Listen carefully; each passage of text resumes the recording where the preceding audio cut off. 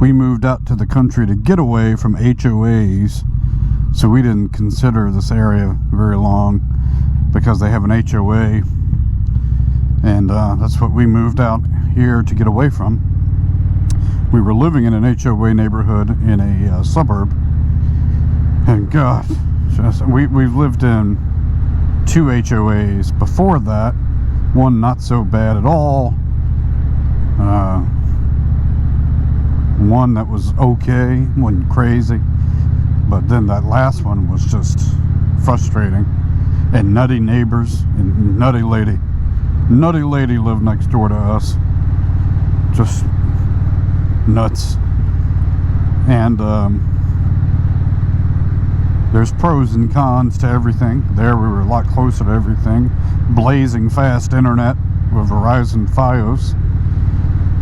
But out here, you know, we don't see any neighbor. We're just free. But it does take a good ride to get to civilization, to get most things you want. The internet sucks, and you put a lot of miles on a car and a bike getting to just anything. So there's the trade-offs, but you know that going in. It's a lot more fun to ride out here. So many people in Richmond come out here to ride because it's fun to zip along, and because they're not from here, a lot of times they stick to this main road, which is fine. A lot of my videos are me riding on it from necessity, but I often bump off these roads, and that's where the real fun is. You can ride around these roads, a lot of times nobody's on you, nobody's passing you, nobody's coming at you. I mean, one car every now and then. Whereas out here, this is like the main east-west thoroughfare to Richmond, and if you're not going to take the interstate, because sometimes it's just too long to go to the interstate, it's just quicker to stay on this road. But because of that, there's a lot of congestion at times, and it's a dangerous road. Motorcyclist was killed right about here, and I still think what happened was he was riding position 1 right here, and cars come over that lane super fast. They're just not paying attention. They're on their cell phones, they're whipping around, and I don't think he had time to react, to get back out of the way. So that's why, even though it's probably contrary to some conventional wisdom, out here, a lot of times I ride in the right lane so that I can have time to honk my horn or hit my brake or hit the throttle straight, rather than having to worry about doing that and getting from position 1 over to position 3. I know that the courses will tell you to be in 1 or 2 because that gives you the option to go this way or this way, but I just don't think I would ever go to the left if a car's coming at me, because the first thing they're going to do is overcorrect and go back where they should be. So to me, the only logical thing is to go to the right, so I just go ahead to the right when I'm out here anyway. Now, the advantage of position 1 is being able to see the cars in front of you, in front of the cars in front of you, to kind of see what the heck's going on. Sometimes I'll switch and do this at intersections so that people will see me, and kind of flash these lights and make sure physically I'm visible to all sides and I'm not hiding behind a car. There's also, you know, no one-size-fits-all answer. You know, if somebody tells you you should always be in position 3 or always be in position 1, well, that's just not true. I mean, it all is based on the conditions and the circumstances, and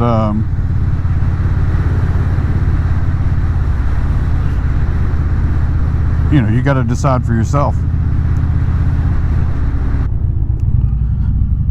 So this kind of turn right here is the one where I'm debating how fast I should be going. The left turn at an intersection, and like I've said on some other videos, if a car had been parked there, you know, I kind of debate when to when to do the turn, how fast I should be going, because I feel like I'm going too slow. It just hit me. I think a car came at me and I didn't change my bright lights. You guys have seen my video where I think one of you says I should just pick one and leave it because it's not going to matter. There's such a small difference. I have noticed when I've done some of these tests that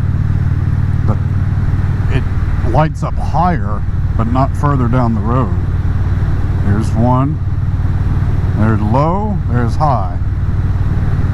It seems to light more higher rather than much further down the road. That's a pretty view, pretty sky out there, and I always like this scene out there. I did not change this GoPro into night mode. I'd been doing that, and then after I did that video side by side, you know, I think if you're going for the matrix effect, maybe that nighttime setting I had, especially if you're in a city, might be kind of cool, or driving down a highway around a congested area. But I was expecting it to look a little brighter and better. I kind of had forgotten. I think I probably ripped those settings off from some other channel or forum, kind of taking the best of whatever people say. But I didn't notice a huge difference. Boy, you can see all these bugs at the start of the night here flying right into the headlamp. It's going to be about due for me to give this thing another bath. You know, I had gotten in the habit with my Super Chief Limited of cleaning it off after every ride. I have a little handheld brush and some spray, and with a fiber cloth I would clean it off after every ride. And I've just gotten lazy. I don't do it anymore. So now I got to do a deep clean because this thing's getting so filthy. Even though I ride these roads a lot during the day, it's still at night. And right now we're kind of in a transition. You know, these visors have a bit of a reflection at night. And then when lights hit, like my visor right now has bugs on it. Probably some smudges.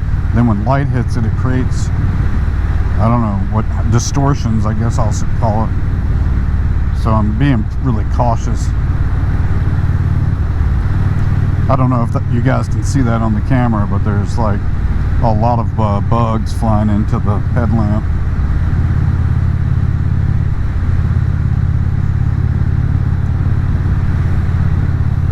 You know, I have this national park pass that lets me get onto, I guess it's Skyline Drive, that's the national park. And I was looking up how many other national parks are in Virginia that pass is good for.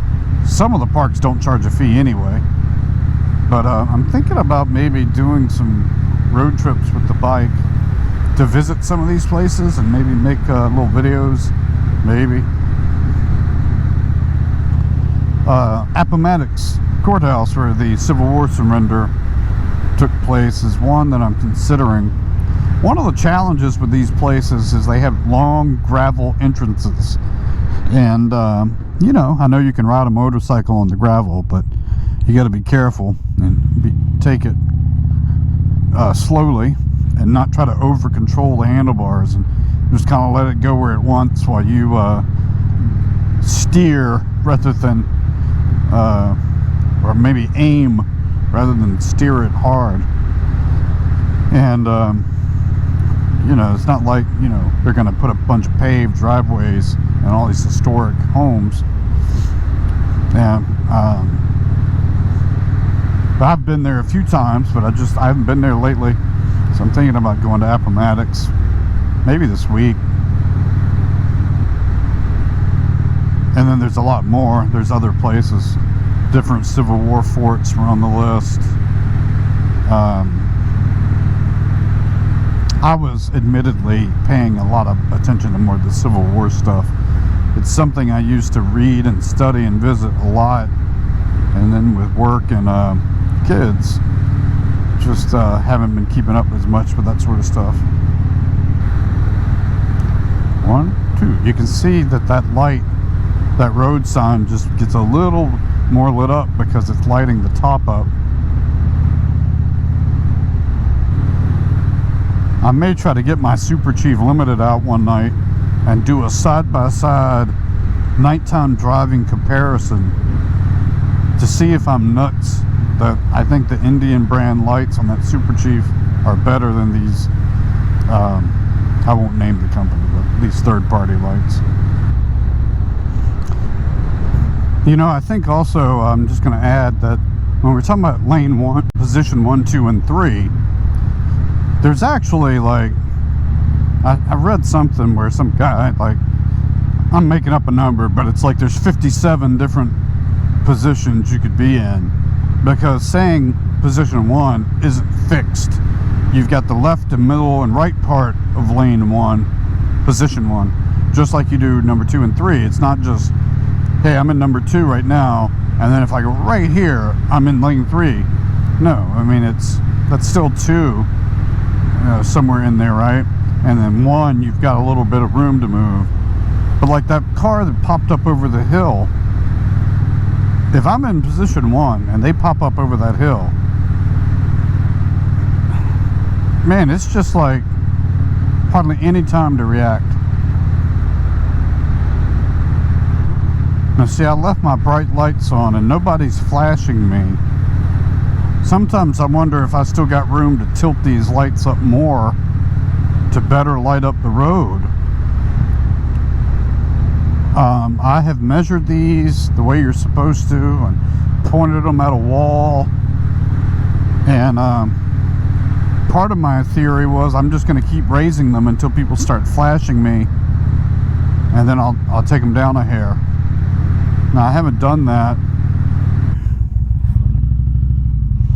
Thanks for watching Ram the Man Moto and Drone.